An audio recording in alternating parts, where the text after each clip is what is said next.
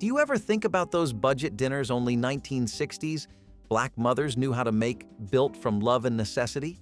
These dinners stretched groceries and fed whole families with skill that came from lived experience. What truths were woven into those plates that we rarely stop to see? Neckbone stew with potatoes was the kind of dinner that proved Black mothers in the 1960s could turn almost nothing into something that fed both the body and the spirit. Neckbones were one of the cheapest cuts in the store, thrown into the bargain bin because no one with extra money wanted them. But mothers knew better. They scrubbed the bones clean, set them in a deep pot, and covered them with water until the kitchen filled with the slow rising scent of broth. Potatoes were added later, cut into big chunks so they could soak up every bit of the flavor. The stew simmered for hours, bubbling gently while children drifted in and out of the kitchen, hungry long before dinner was ready. By the time the pot was done, the neck bones were tender, the potatoes were soft, and the broth was rich in a way only time could create. Mothers ladled it into bowls with the quiet satisfaction of someone who had stretched scraps into a full meal for an entire family. It tasted like warmth, patience, and the kind of love that works behind the scenes. Neckbone stew with potatoes was survival food made beautiful through care. Pinto beans with salt pork were one of the most dependable weekday dinners because dried beans cost almost nothing and could fill a pot big enough to feed everyone for days. Mothers poured the beans into a bowl the night before and let them soak, softening them just enough so they would cook evenly. In the morning, the beans were rinsed, the pot was filled, and a small piece of salt pork was tucked in for flavor. It was rarely more than a square of fat with a bit of meat clinging to it, but that little piece carried the whole dish. As the beans simmered, the house filled with a savory, comforting smell that made children stop whatever they were doing and stand near the stove. Mothers stirred the pot slowly, checking the beans until they softened into that creamy, perfect texture. Paired with cornbread or rice, it became a complete dinner. Some families ate this for 2 or 3 nights in a row, each bowl tasting better after sitting overnight. Mothers knew how to adjust the pot with simple seasonings, making the most humble meal feel warm and steady. Pinto beans with salt pork were simple, humble, and deeply loved, the food that made families feel full even when money was scarce. Cornbread and potlikker supper was the kind of meal that grew out of nothing but still felt like everything. Potlikker, the broth left behind after cooking greens, was never thrown away in a black kitchen. It was liquid gold, full of nutrients and flavored with whatever seasoning or scraps of pork simmered with the greens. Mothers poured it into bowls or skillets, added hot cornbread right from the pan, and let it soak until the bread softened around the edges. Children loved breaking the cornbread into pieces, mixing it into the warm potlikker until it became thick, almost like a stew. It tasted deeply savory and rich, far more filling than anyone expected from what was technically a leftover. Some nights this meal was eaten quietly, everyone savoring the warmth after long days. Other nights it became a shared moment, kids dipping their cornbread at the same time just to see who soaked up the most. Cornbread and potlikker supper was survival wrapped in tradition, a reminder that nothing in the kitchen ever went to waste. Smothered chicken wings were a budget dinner that turned the cheapest poultry cut into something tender enough to fall off the bone. Wings were considered scraps in the 1960s, far from the party food they would become years later. Mothers browned them in a skillet, sprinkled flour to build a roux, and poured in water or broth until it thickened into a gravy that could stretch across a full pot of rice. The wings cooked low and slow, soaking up the gravy until they were soft, flavorful, and irresistible. The whole dish tasted like comfort, the kind that made you sit a little longer at the table just to savor the warmth. Children loved smothered wings because they felt rich even when they were not. Mothers loved them because they fed everyone without emptying their pockets. The gravy was always the real star, thick, savory, and perfect for spooning over everything on the plate. Leftovers rarely survived until the next day because kids asked for more before the pot even cooled. Smothered chicken wings were the kind of meal that made a house feel full even when the budget was not. Red gravy rice bowls were the kind of quick, filling meal mothers made on nights when time and money were both running thin. Red gravy was not the fancy kind found in restaurants, but a simple tomato-based sauce cooked with onions, seasoning, and whatever bits of leftover fat or meat were available. It simmered until the onions softened and the flavors blended into something far more satisfying than its ingredients suggested. Some mothers added a pinch of sugar to balance the acidity, while others stirred in a spoonful of flour to thicken it just enough to cling to the rice. The pot bubbled gently on the stove, sending out a warm smell that wrapped the house in comfort long before dinner was served. Mothers spooned it generously over fresh rice, letting the sauce seep into every grain. Children dug in eagerly, blowing on each bite because they never waited long enough for it to cool. They loved how the rice soaked up the sauce, turning a handful of cheap staples into something that tasted whole. It was cheap, warm, and grounding in a way only comfort food can be. Red gravy rice bowls tasted like resilience, the kind families depended on. Okra and tomato skillet dinners were a celebration of what could be grown, canned, or shared when grocery money was scarce. Okra came from backyard gardens or neighbors who always had extra to give. Canned tomatoes added brightness and acidity that turned the dish into something filling and hearty. Mothers seasoned it with onions, garlic, and pepper, letting the vegetables stew down until they became thick and deeply flavored. Sometimes a pinch of sugar or paprika went in, just to balance the tang or add warmth. The skillet hissed softly as everything cooked, filling the room with the smell of tomatoes and earth. Sometimes it was served over rice, sometimes with cornbread, and sometimes as the meal all on its own. Children learned early that vegetables could carry a dinner when meat was not part of the budget. They would scoop big spoonfuls onto their plates, pleased by how comforting and familiar it tasted. Okra and tomato skillet meals were proof that survival could still taste good.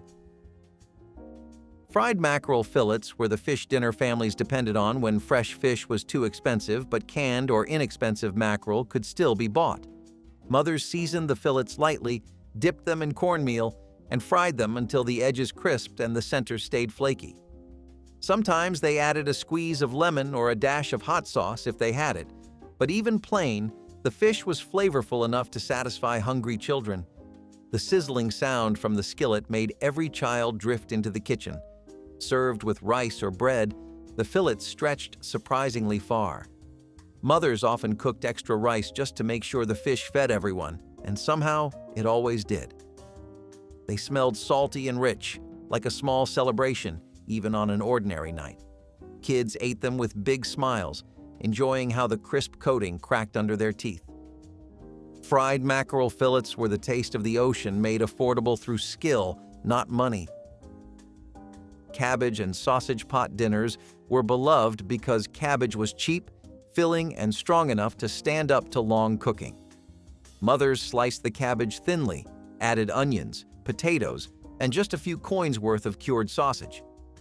As it cooked, the sausage flavored the whole pot, giving every bite that smoky richness even though the meat itself was scarce. Sometimes mothers added pepper flakes or vinegar to brighten the pot, and the whole mixture softened into something soothing and hearty. Children felt like they were eating something rich and comforting, even though most of the volume came from vegetables. The pot simmered slowly, filling the kitchen with steam and warmth during cold evenings. Kids felt lucky whenever this meal appeared because it tasted like more than the ingredients suggested. Cabbage and sausage pot dinners were winter survival disguised as comfort food. Chicken backs and necks gumbo was the kind of dish that came from deep knowledge, the kind mothers inherited from generations who knew how to stretch poultry scraps into something extraordinary. Backs and necks were the cheapest parts of the bird, often sold for pennies.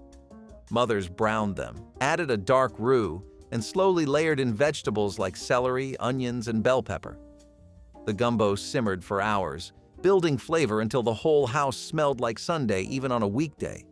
Sometimes a leftover bone or a tiny bit of sausage went in, just to deepen the broth served over rice. It became a feast built from scraps. Children never realized how inexpensive it was. They only knew how good it tasted. It warmed the belly, lifted the spirit, and made even the leanest pantry feel full. Chicken backs and necks gumbo was survival turned into heritage. Soya grits and ground beef skillet dinners were a product of the government era, when soy-based foods were sent to low-income households to stretch meat supplies. Mothers browned a small amount of beef, added the soya grits, and seasoned everything until it tasted far richer than it looked. Sometimes a handful of onions or peppers went in, or a bit of leftover broth to deepen the flavor. The mixture thickened into a hearty skillet meal that fed many children at once. Kids did not always know what was in it, but they knew it filled them up and tasted good with bread or rice. It had a creamy, savory texture that surprised families the first time they tried it. Mothers relied on it because it was reliable, cheap, and easy to adapt.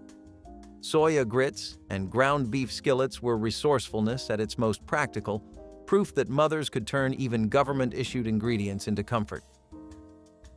Rice and gravy plates were the kind of dinner that proved a single pan of drippings could be stretched into something that tasted far richer than it cost. After frying chicken or pork, mothers saved every drop of fat left in the skillet, scraping up the brown bits stuck to the bottom. They sprinkled a little flour into the pan, stirring slowly until it turned the right shade of brown, then added water or broth to build the gravy. Onions went in if the family had any, softening down until they melted into the sauce. Meanwhile, a pot of rice bubbled on the stove, its steam fogging up the windows on cold evenings. When everything was done, mothers spooned the gravy over big mounds of rice, letting it soak through every grain until the plate was heavy, warm, and comforting. Children loved how the gravy seeped to the edges, turning simple rice into something that felt complete. It was a meal built from scraps, but it never tasted that way. Rice and gravy plates were the quiet heroes of weeknight dinners, turning leftovers into nourishment. Mustard greens with cornmeal dumplings were a full dinner in households where meat was too expensive to rely on. Greens were cheap, earthy, and sturdy enough to last through long cooking, but mothers knew they needed something extra to make them filling. So they mixed cornmeal with hot water, salt, and sometimes a little fat, shaping the mixture into soft dumplings that simmered right in the pot. As the greens cooked down, the dumplings absorbed the broth, swelling and thickening into something that stuck to the ribs. The house filled with a deep, savory aroma that signaled a warm supper was coming. Kids might not have realized how frugal the dish was, but they knew it tasted good and kept them full for hours. The greens were tender, the dumplings soft but hearty, and every bite felt grounding. Mustard greens with cornmeal dumplings were survival disguised as comfort, proof that simple foods could carry a family through a hard decade. Fried fatback with wilted greens was a dinner that stretched almost nothing into something satisfying. Fatback was cheap, salty, and often the only pork a household could afford, but its flavor went a long way. Mothers sliced it into thin pieces and fried them in a hot skillet until the edges curled and turned golden.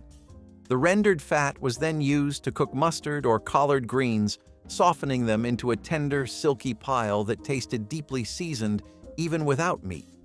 Sometimes mothers added a splash of vinegar or a pinch of sugar to balance the sharpness of the greens, turning the pot into something even more comforting. The sizzle of the fatback and the sharp smell of the greens mixed together in a way that pulled children toward the kitchen. They waited near the stove, hoping for a crispy piece fresh from the pan, knowing it might be the only meat they tasted that night. A single piece of fatback on the plate felt like a treat, even though it cost almost nothing. The greens wilted perfectly in the hot pan, absorbing every bit of flavor left behind. Mothers served big portions because greens filled the belly and kept everyone satisfied. It was a simple meal, but it fed the whole family. Fried fatback with wilted greens was resourcefulness turned into tradition. Sardine and onion rice bake was the kind of dinner mothers relied on when groceries had to stretch farther than usual. Sardines were cheap, protein-rich, and often stocked in the pantry for moments just like this. Mothers mixed the sardines with onions, rice, and seasoning, then baked the mixture until it became warm, fragrant, and cohesive. Sometimes a little mustard or pepper was added for depth, turning the dish into something far more flavorful than its humble ingredients suggested. The aroma of onions and fish filled the kitchen, creating a smell children learned to associate with comfort rather than scarcity. As the casserole baked, The rice absorbed the oils from the fish, giving every spoonful a rich, savory taste that felt more expensive than it was. When the dish was pulled from the oven, the rice on top was slightly crisp. The inside tender and flavorful. Kids scooped generous servings onto their plates, surprised by how good a humble can of sardines could taste. It was hearty, salty, and satisfying. Sardine and onion rice bake was a quiet reminder that survival meals could still feel like home. Tomato okra rice stew, sometimes called country stew, was a dish built from the garden and the pantry, relying on vegetables and rice instead of meat. Mothers combined canned tomatoes, fresh or frozen okra, onions, and seasonings in a large pot, letting everything soften into a thick, spoonable stew. A little garlic or hot pepper was added when available, giving the pot a gentle heat that made it even more satisfying. Rice was added to stretch the meal, swelling as it absorbed the tomato broth. The mixture simmered for a long time, sending up warm, familiar scents that wrapped the house in comfort. Children gathered near the stove, lifting the lid even when told not to, eager to see the bubbling stew. Kids loved its bright flavor and soft texture, especially when paired with cornbread. They learned early that vegetables could stand on their own when seasoned with care. It was a filling dinner made from the most basic ingredients, yet it never felt lacking. Tomato okra rice stew was proof that even plant-based meals could feel rich. Chicken feet soup was a frugal dish that offered surprising nourishment. Chicken feet were inexpensive because most people overlooked them, but mothers in the 1960s knew they held deep flavor and gelatin. After cleaning them carefully, mothers simmered the feet with onions, celery, carrots, and seasoning until the broth became rich and silky. Sometimes a bay leaf or clove of garlic was added when available, creating a broth that tasted far more luxurious than its cost suggested. The feet released their collagen into the soup, giving it a thickness that warmed the body from the inside out. Bits of vegetables broke down, adding more substance to the pot. Served with rice or bread, it became a filling meal for a large family. Children might have eyed the chicken feet with curiosity, but once they tasted the broth, they understood why the dish was cherished. The richness of the soup made everyone feel full and cared for. Chicken feet soup turned the least expensive parts into nourishment. Canned salmon croquettes were one of the most beloved budget dinners because they turned a cheap can of fish into something that felt almost fancy. Mothers mixed the salmon with onions, cornmeal or breadcrumbs, eggs, and simple seasonings, shaping the mixture into patties. When they hit the hot skillet, the croquettes sizzled loudly, signaling that dinner would be crisp and golden. The outside browned beautifully, while the inside stayed soft and savory. Sometimes mothers squeezed in a bit of lemon or added chopped peppers when they had extra ingredients, elevating the dish even further. Served with rice, potatoes, or plain bread, the croquettes stretched one can far enough to feed several children. The smell drifted through the house, making everyone hungry long before the meal was served. Kids especially loved the way the crispy coating gave way to the tender filling. Canned salmon croquettes were frugality turned into celebration.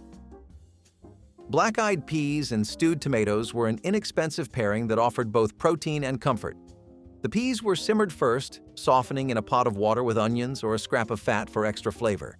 As they cooked, the broth turned creamy and earthy, creating a base that tasted rich even without meat. Stewed tomatoes were added near the end, bringing acidity and sweetness that balanced the earthiness of the peas.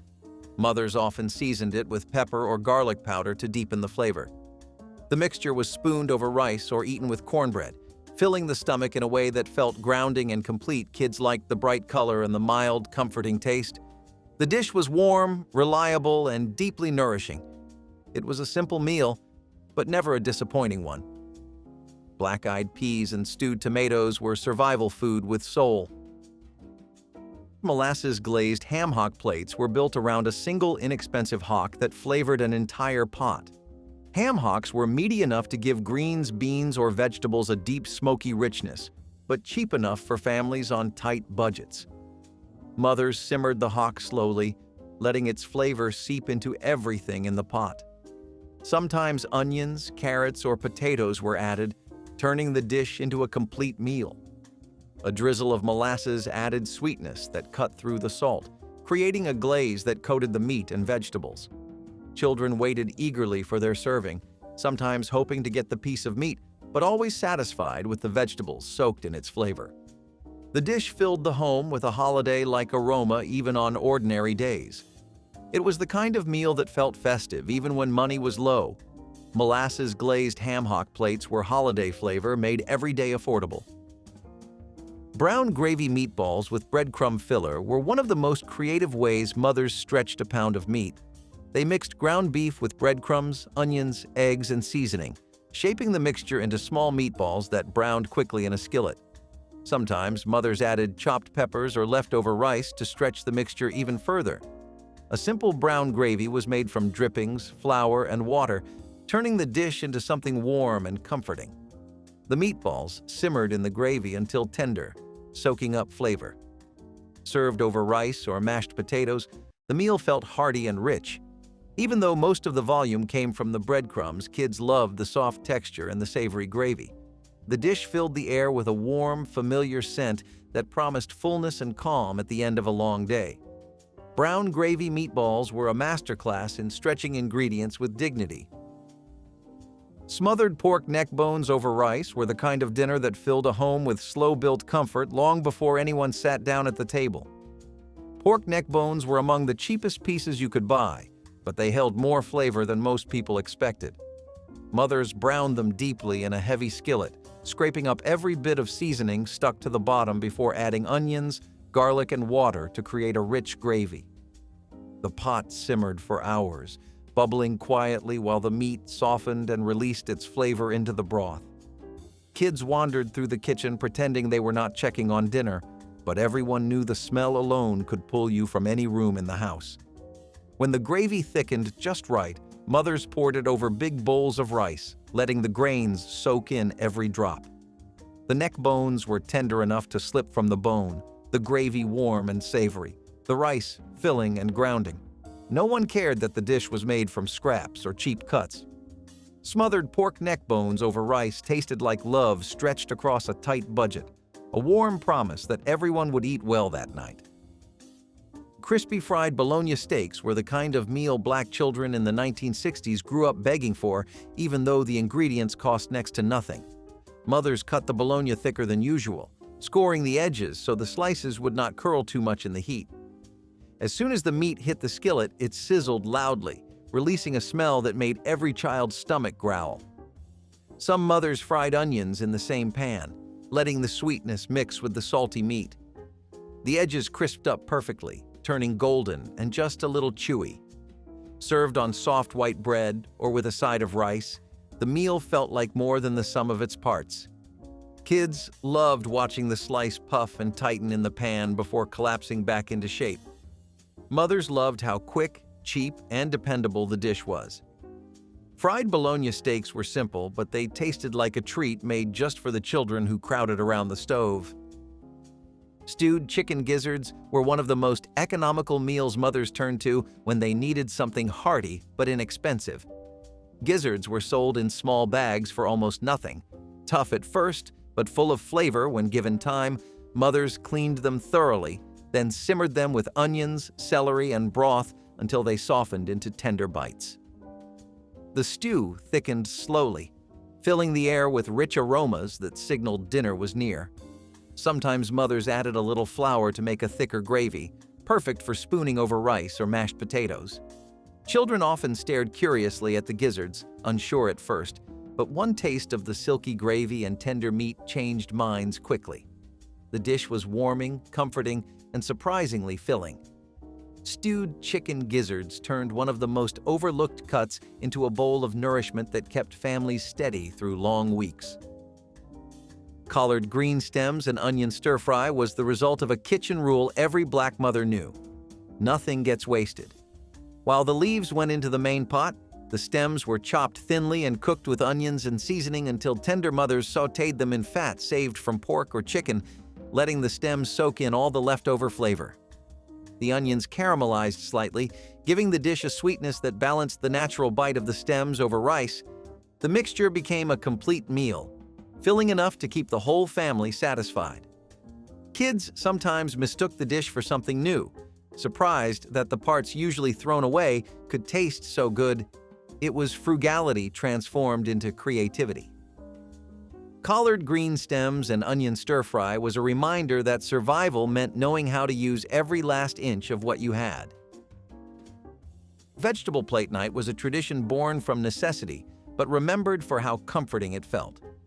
Meat was expensive, so mothers filled the table with multiple vegetable dishes instead. Sweet potatoes, okra, beans, greens, cabbage, or whatever could be grown, bought cheaply or shared by neighbors. Each dish was simple on its own, but together they formed a full, colorful plate. Kids enjoyed picking from different bowls, building their own combinations like it was a special occasion. The textures ranged from creamy to crispy, the flavors layered with seasoning that masked how inexpensive the ingredients were. With cornbread on the side, the meal was filling, warm, and satisfying. Mothers often made this dinner at the end of the week, using whatever was left in the kitchen, turning scraps into something everyone looked forward to. Neighbors sometimes exchanged small bowls, making the meal feel even more communal. Kids loved the freedom of choosing their favorites, stacking their plates high without a single complaint. Vegetable plate night showed that a dinner did not need meat to feel abundant. It was community, creativity, and care served up in small bowls across the table. Kidney bean chili stretchers were a budget version of chili that relied heavily on beans and only a small handful of beef. Mothers browned just enough meat to add flavor, then added onions, canned tomatoes, and kidney beans, letting everything simmer into a thick stew. The beans softened and absorbed the seasoning, creating a dish that tasted rich despite its simplicity. Chili powder or pepper gave the pot warmth, turning the meal into comfort food that stretched across several days.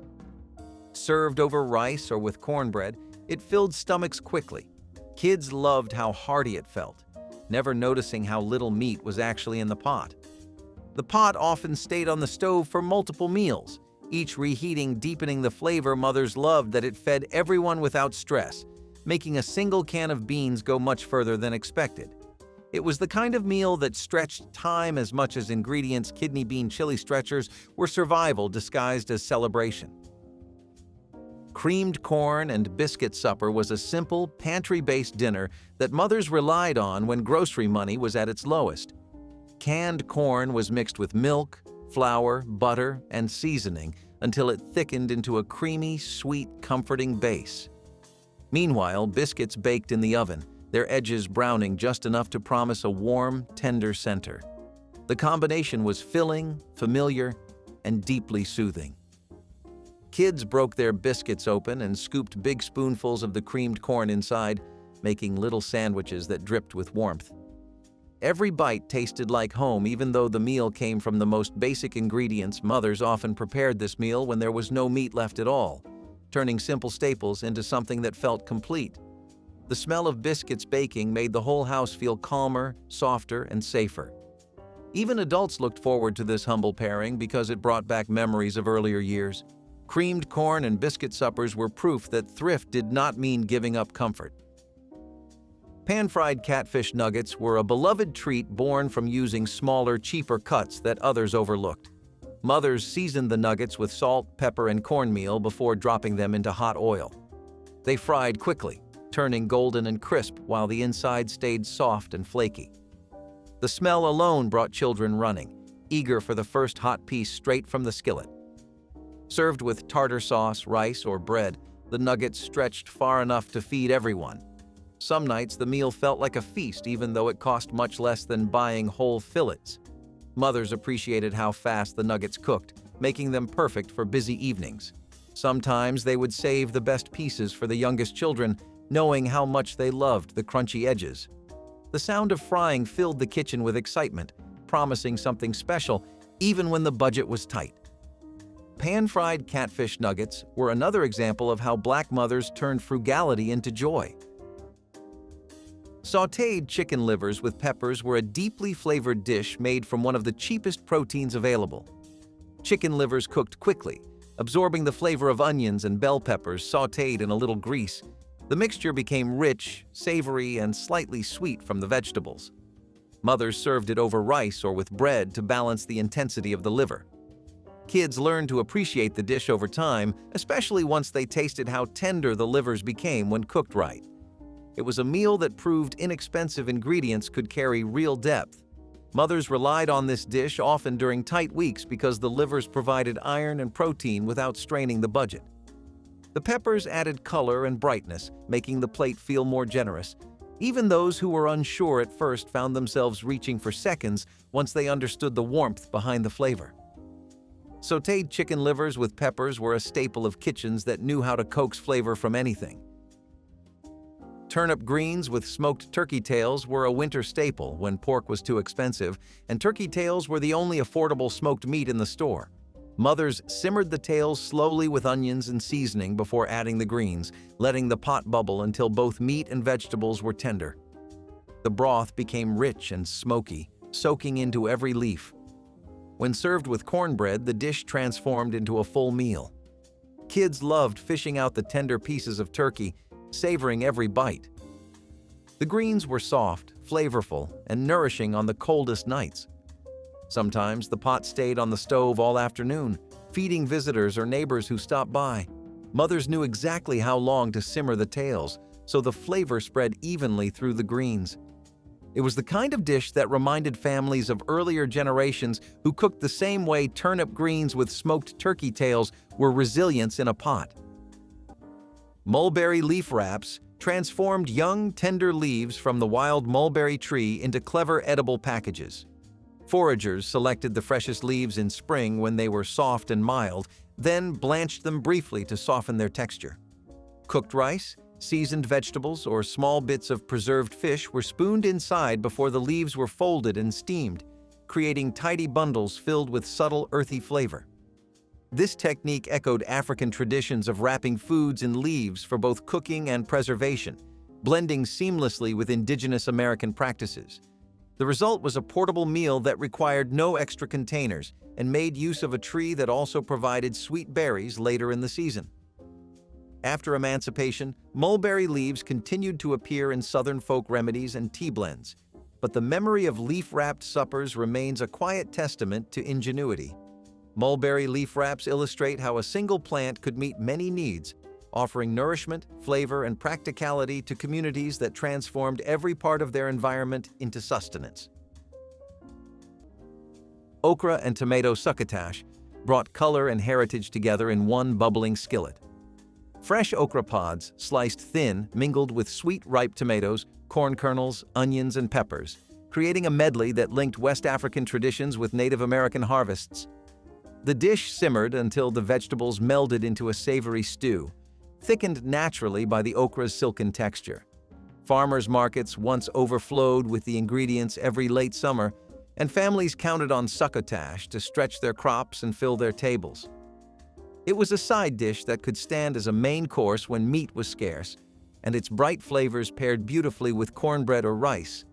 Elders told stories of ancestors who carried seeds and memories across oceans and frontiers, weaving history into every spoonful.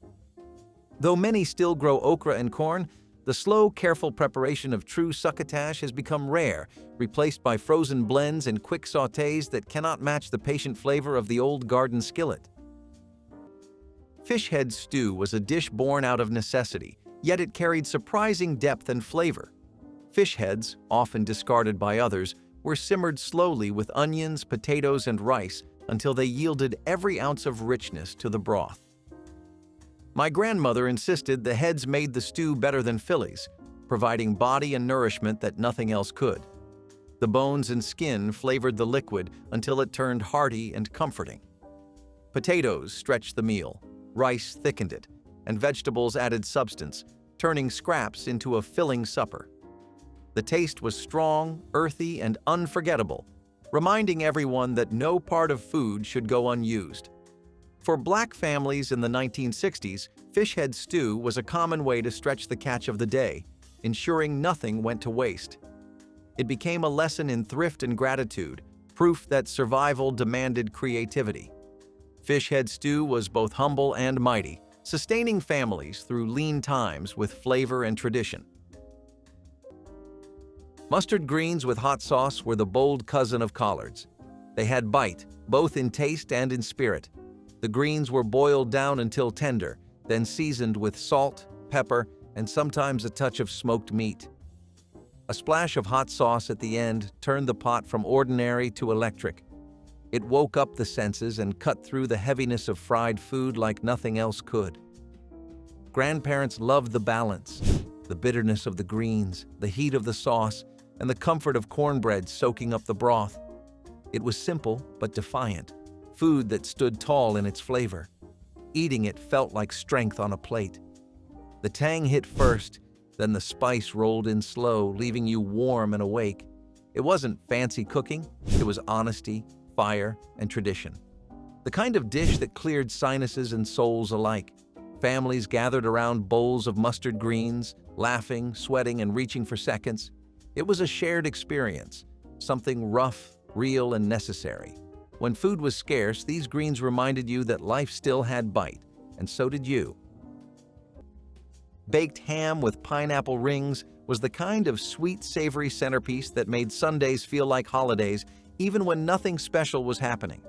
Families would take a modest cut of ham, stud it with cloves, and layer pineapple rings on top, letting the juice drip down the sides as it baked until the whole kitchen smelled warm and sticky. The ham itself was simple and affordable, but the pineapple transformed it, turning an ordinary meal into something festive and bright. Watching the fruit caramelize in the oven felt like watching a tradition unfold, one that had been passed through so many hands that it no longer belonged to anyone in particular. Kids loved the sweetness, adults loved the nostalgia, and everyone loved the way the table suddenly felt fuller with that ham sitting in the center. Slices were served thick or thin, usually with mashed potatoes or bread on the side, soaking up all the extra glaze. Even now, people remember that taste because it felt like an occasion, something that meant family was gathered and everything was calm. It was a dish that stretched across decades, bringing people back to simpler times every time it reappeared. Black-eyed pea salad was the cool breeze of the dinner table. It started as a way to use up leftovers from the pot of peas cooked the night before, but it became its own tradition. The peas were chilled, mixed with onions, bell peppers, and a drizzle of vinegar, then left to marinate until every bite had a kick. It was light but filling, tangy but balanced, and always refreshing on hot summer days. Grandparents made it for picnics, church gatherings, or just to stretch food a little farther. Every spoonful was bright, flavorful, and full of texture. It reminded people that nothing needed to be wasted when creativity led the kitchen. That's how survival became flavor and thrift became art. It was more than a side. It was a lesson in making something beautiful from what you already had. Served cold from an enamel bowl or mason jar, it brought a spark of freshness to plates filled with rich meats and cornbread. The vinegar's bite cut through the heat, and the crisp vegetables gave it life. Kids didn't always understand how simple it was, they just knew it tasted good. But for the older hands who made it, it was about pride, discipline, and the joy of making abundance out of what others overlooked. Sorghum syrup biscuits with milk were the kind of dinner that showed how families found sweetness even in struggle. Sorghum syrup, cheaper than sugar, was kept in jars that seemed to last forever, poured generously over hot biscuits fresh from the oven. My grandmother baked the biscuits with flour and lard, ingredients that could be stretched and shared across multiple meals. Once the biscuits were ready, she split them open, drizzled them with syrup, and served them with cold milk poured into glasses. It was simple but filling, providing enough energy for tired workers and growing children. The sweetness of the syrup turned plain flour biscuits into something that felt like a treat, even if it was just supper. In the 1960s, this kind of meal reminded families that comfort did not always need meat or elaborate dishes. It was about making do with what was on hand and finding joy in it. Sorghum syrup biscuits with milk were a reminder that sweetness could soften the edge of hardship. Fried green tomato. Ho boys turned unripe tomatoes into a sandwich that tasted like pure coastal sunshine wrapped in crunchy cornmeal. Thick slices of firm green tomatoes were dredged in seasoned cornmeal and fried until their edges crisped and their centers softened just enough to release a bright tang. Piled high on soft French bread with a smear of remoulade and a handful of shredded lettuce, they became a favorite along Gulf Coast streets where shrimp boats docked and music floated from open windows. Vendors often sold them at fish fries and fairs when seafood prices climbed too high, proving that a garden vegetable could carry the day as well as any oyster or crab. Families remembered the scent of hot oil and the pop of cornmeal batter while waiting in line for a sandwich that blended thrift and celebration. Today, fast food counters try to imitate the flavor, but they cannot capture the quiet magic of fresh garden tomatoes picked before ripening, fried in backyard kitchens, and shared among neighbors who knew the value of every bite. Goosefoot seed meal offered vital nourishment when cultivated grains were scarce or too costly. Goosefoot, also known as lamb's quarters, grew abundantly along field edges and yielded tiny seeds rich in protein and minerals. Enslaved harvesters shook the plants over cloths to collect the seeds, then winnowed and ground them into a fine flour. This flour could be cooked into hot cereal, mixed with cornmeal for bread, or used to thicken stews, providing a surprisingly hearty alternative to purchased grain. The practice drew on both African and indigenous traditions of using wild seeds as staple foods. Even after emancipation, rural families in parts of the Midwest and Appalachia continued to gather goosefoot seeds for their high nutritional value. Modern interest in quinoa, which is a close relative, echoes this old wisdom. Goosefoot seed meal stands as a reminder that careful attention to the landscape and patient handwork could turn what many considered weeds into a dependable source of strength and nourishment that kept families fed through the hardest seasons. Homemade crackling bread filled kitchens with the savory perfume of pork fat and toasted cornmeal.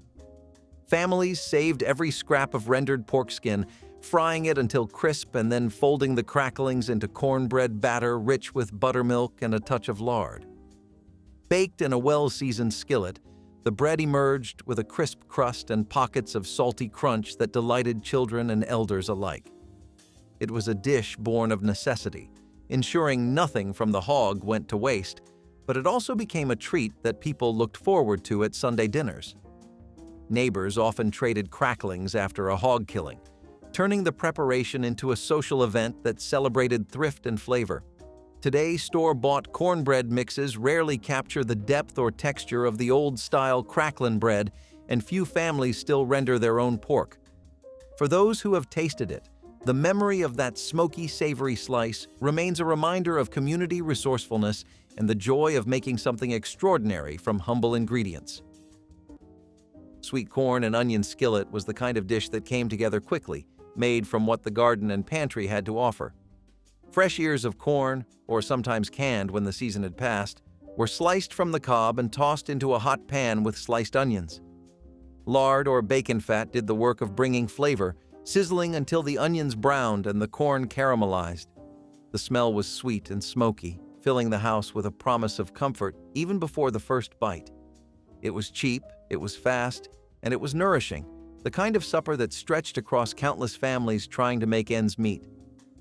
My grandmother served it with bread or cornbread, letting the skillet's juices soak into every bite. The simplicity was its strength, just vegetables and fat, transformed into something more than the sum of its parts. Sweet corn and onion skillet reminded everyone that even with little, you could still eat well. Fish sticks and crinkle-cut fries were the kind of dinner kids begged for, the unofficial meal of busy weeknights when the adults were too tired to fuss.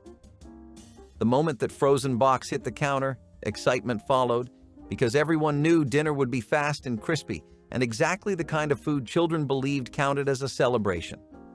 The fish sticks went into the oven in neat rows, sizzling as the breading crisped while the fries baked beside them, each crinkle catching just enough salt to make them addictive. It was not fancy seafood, not even close, but to a child it tasted like the best thing the freezer aisle had ever made. There was comfort in the uniformity, the predictability, the way dipping sauces always turned the plate into a tiny adventure. Adults liked it because it filled everyone up without much effort. Kids loved it because it tasted like freedom and fun. Even now, biting into a fish stick can take you straight back to a living room floor covered in toys, a television playing too loudly, and a plate balanced on your knees. It was cheap, easy, and unforgettable. If any of these dinners reminded you of home, share your favorite in the comments, tap like and subscribe so more lost kitchen stories can find their way back.